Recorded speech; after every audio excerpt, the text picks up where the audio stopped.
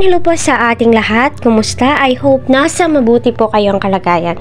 Shout out po sa bumubuo ng Team Kalingap kay Kuya Val Santos Matubang, Kalingap Rob.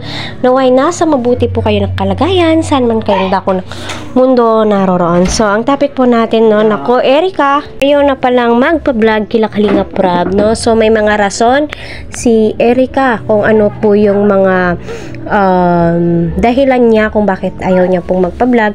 At decision po yun ng kanyang guardians, na sila lola at lolo niya, so nakafocus po ngayon si Erica sa kanyang pag-aaral, which is alam naman po nating lahat na napaka-importante po talaga ang pag-aaral.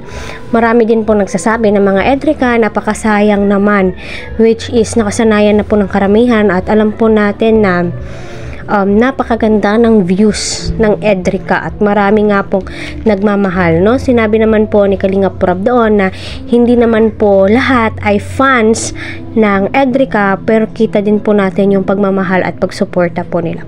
Kagaya ng sinabi ni Kalingap Rob, kung ano man po yung desisyon nila Kalingap ni Erica at saka ng kanyang tagapag-alaga, wala po tayong magagawa kundi respetuhin na tila ba'y gumuho nga po daw ang kanilang mundo, no? At grabe, napakasayang, so siguro mas may malalim na dahilan si Erica, alam naman po natin ang pag-aaral Sabado at saka Linggo is free time, no? So yun sigurong free time na ilalaan po ni Erica ay doon na lamang po sa kanyang project, at saka napakasayang kasi kita po natin na medyo na-attach na din po si Parikoy kay Erica, so wala po tayong magagawa kung ano po yung main na desisyon, pero yun na nga po, wala nang vlog, wala na po tayong mapapanood, so saan na po mapapadpad si Parikoy, pero still andyan pa rin po yung support ng mga Edrica sa kanya.